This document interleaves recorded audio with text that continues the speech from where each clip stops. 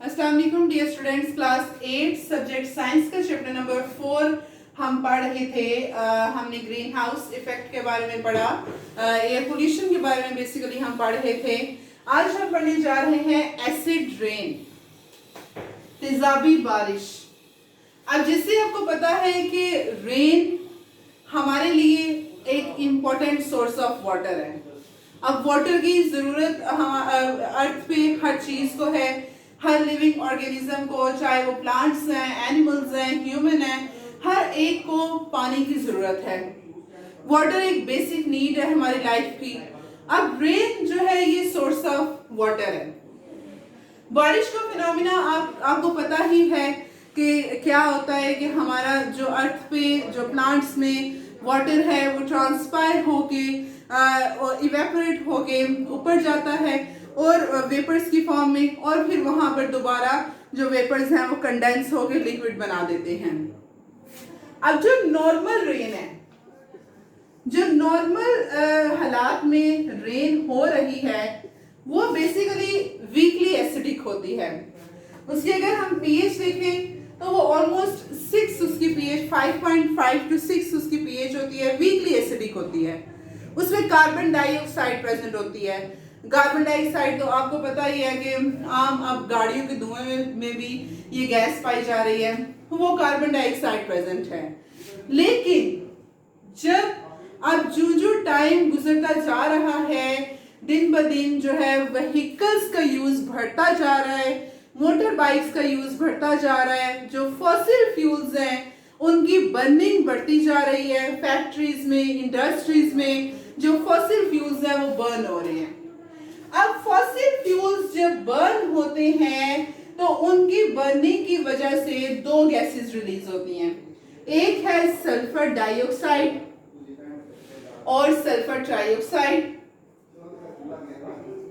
Sulphur dioxide gas release हो रही है बर्निंग ऑफ फॉसिल फ्यूल की वजह से, और दूसरी है नाइट्रोजन ऑक्साइड्स, नाइट्रोजन डाइऑक्साइड या नाइट्रिक ऑक्साइड। अब जब ये गैसेस जो बर्निंग ऑफ फॉसिल फ्यूल्स की वजह से रिलीज हो रही हैं, जब ये गैसेस उड़ती हैं और चली जाती हैं एटमॉस्फेयर में, आसमान पे, तो बादल बने हुए हैं। अब वहां पे क्या होता है कि ये जो गैसेस हैं सल्फर ट्राइऑक्साइड या सल्फर डाइऑक्साइड, ये बारिश के पानी के साथ रिएक्ट करती हैं, मिलती हैं और बना देती हैं एसिड। स्ट्रॉन्ग एसिड है, H2SO4 तेजाब जिसको हम कहते हैं, स्ट्रॉन्ग एसिड है। या नाइट्रिक ऑक्साइड्स हैं, ये बारिश के पानी के साथ मिलेंगी, ये एसिड बना देंगी HNO3। फिर ये जो बारिश बरसती है जिसमें ये एसिड प्रेजेंट है, उस बारिश को हम कहते हैं acid rain. The rain that contain harmful gases. कौन कौन सी gases? Sulphur dioxide, sulphur trioxide, nitrogen oxide, nitric oxide, oxides of nitrogen and sulphur. उस रेन को हम कहते हैं एसिड रेन। और इस एसिड रेन की, नॉर्मल रेन की पीएच 6 है, 5.5 to 6। तो जब ये एसिड रेन होती है, जब इसमें ऑक्साइड्स मिक्स हो जाती हैं सल्फर और नाइट्रोजन की, तो इसकी पीएच बहुत डाउन चली जाती है, अबाउट 3.5 to 4 इसकी पीएच हो जाती है, इतनी एसिडिक हो जाती है। फिर जब ये बारिश पड़ती है, हर एक को इफेक्ट करती है। ह्यूमंस है, ह्यूमन की स्किन इरिटेशन काज करेगी, एलर्जी काज करेगी। उसके अलावा प्लांट्स हैं, प्लांट्स को डिस्ट्रॉय करेगी, वेजिटेशन डिस्ट्रॉय होगी। या जब ये बारिश बिल्डिंग्स पे पड़ेगी, बिल्डिंग्स पे या जो ब्रिजेस हैं उन पे जब ये बारिश पड़ती है तो उनके अंदर जैसे बिल्डिंग्स हैं वो कैल्शियम कार्बोनेट मार्बल की बनी हुई हैं। अब वो कैल्शियम कार्बोनेट के साथ जब ये एसिड रेन मिलती है तो ये कैल्शियम कार्बोनेट को डिसॉल्व करना शुरू कर देती है। फिर ये कैल्शियम कार्बोनेट और वो मार्बल जो है आहिस्ता आहिस्ता से घिसना शुरू हो जाता है। बिल्डिंग का जो पेंट्स है वो एरोड होना शुरू हो जाता है।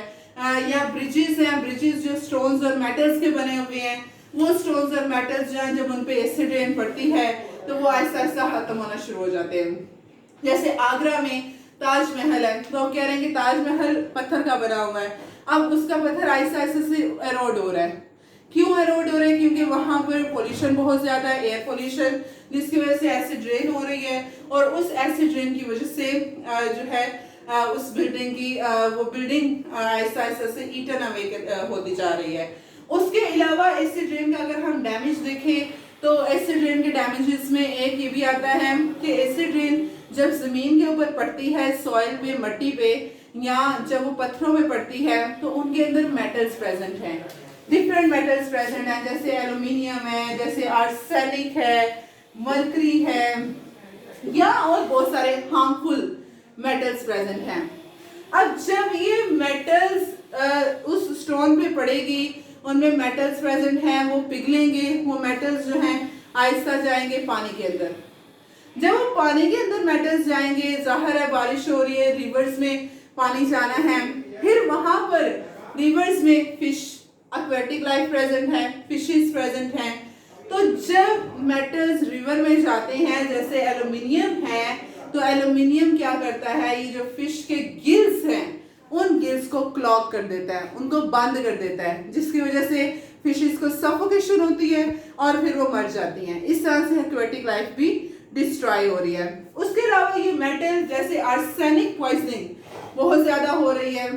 आर्सेनिक पॉइजनिंग किस तरह से हो रही है कि अब जब एसिड रेन हो रही है उसकी वजह से ये आर्सेनिक मेटल पानी में जाएगा, लोग उसको पिएंगे, ह्यूमन उस पानी को पिएंगे, इम्प्योर पानी को, जो बहुत ज्यादा पॉपुलस एरियाज में लोग रह रहे हैं, जो गरीब हैं, वो जब उस पानी को पिएंगे, गंदे पानी को जिसमें आर्सेनिक प्रेजेंट है, तो उसकी वजह से उनका ब्रेन डैमेज होगा। तो इस तरह से एसिड रेन जो है वो हम पे अफेक्ट कर रही है, हम पे अफेक्ट कर रही है, बिल्डिंग्स पे अफेक्ट कर रही है, प्लांट्स पे अफेक्ट कर रही है, और एसिड रेन के बहुत बैड इफेक्ट्स हैं। पोल्यूशन जब कम होगा तो ये रेन भी कम होना शुरू हो जाएगी, एसिड रेन, और अगर पोल्यूशन ज्यादा हुआ तो इसकी एसिडिटी मजीद बढ़ेगी और जो कि मजीद नुकसानदेह हो सकती है। That was all about acid rain का। हम इंशाल्लाह अपना नेक्स्ट लेक्चर डिस्कस करेंगे। आज के लिए इतना ही। अस्सलाम वालेकुम, अल्लाह हाफिज।